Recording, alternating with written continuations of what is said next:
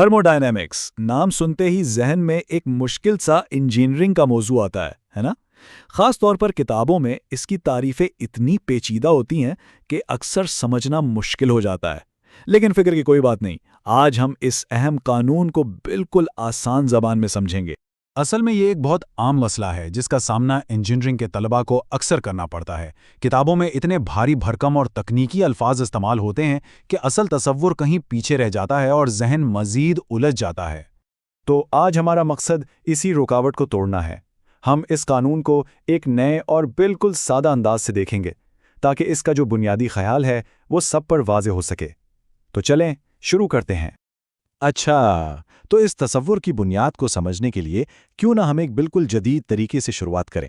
आइए गूगल के एआई से पूछते हैं कि वो इस कानून को कैसे बयान करता है।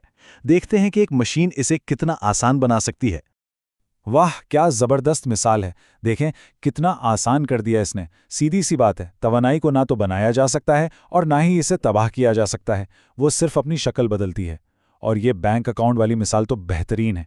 मतलब कुल बैलेंस उतना ही रहता है, बस पैसे एक अकाउंट से दूसरे में चले जाते हैं।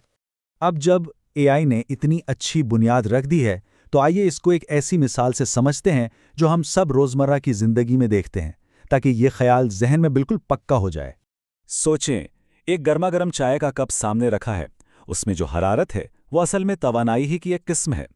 अब जैसे जैसे चाय ठंडी होती है तो वो हरारत, वो तवानाई कहीं गायब नहीं हो जाती। वो कप से निकलकर हमारे आसपास की हवा में मुंतकिल हो जाती है। यानी तवानाई खत्म नहीं हुई, उसने बस अपनी जगह बदल ली है। और यहीं पर एक बहुत अहम बात सामने आती है। थर्मोडायनेमिक्स के पहले कानून को तवानाई के तहफ़्फ़ुज़ का कानून यानी law of conservation of energy भी कहते हैं। ये नाम ही अपने आप में पूरी कहानी बता देता है कि तवानाई हमेशा कायनात में महफूज रहती है, कांस्टेंट रहती है। चाय की मिसाल से हमें बुनियादी ख्याल तो समझ आ गया, लेकिन अब इसको एक असली इंजीनियरिंग की दुनिया में लेकर चलते हैं। और इसके लिए गाड़ी के इंजन से बेहतर मिसाल और क्या हो सकती है। देखें होता क्या है, हम गाड़ी में पेट्रोल डालते हैं जो कि कीमियाई तवानाई या केमिकल एनर्जी है। जब इंजन चलता है तो वो इस ईंधन को जलाता है। बस यहीं पर तवानाई की तब्दीली का अमल शुरू होता है। वो केमिकल एनर्जी दो नई शक्लों में बढ़ जाती है। एक मैकेनिकल एनर्जी जिससे गाड़ी चलती है और दूसरी हीट एनर्जी जो धुएं की शक्ल में बाहर निकलती है। तो यहाँ समझने वाली बात यह है कि जो तवानाई हमने पेट्रोल की शक्ल में डाली थी वो कहीं गई नहीं, वो बस दो हिस्सों में बट गई। कुछ ने गाड़ी को चलाया और बाकी हरारत बनकर ज़ाया हो गई। इसी चीज़ को इंजीनियरिंग की ज़बान में हम अक्सर एक फॉर्मूले से लिखते हैं, डेल्टा U = Q - W। मतलब सिस्टम की अंदरूनी तवानाई में तब्दीली हरारत और काम में बदल जाती है। तवानाई ज़ाया नहीं हुई, सिर्फ उसका रूप बदल गया है। यही पहला कानून है। तो इस सारी गुफ्तगू का निचोड़ क्या है? वो एक सबसे ज़रूरी बात क्या है जो हमेशा याद रखनी चाहिए? बिल्कुल यही। ये एक लाइन पूरे कानून का खुलासा है।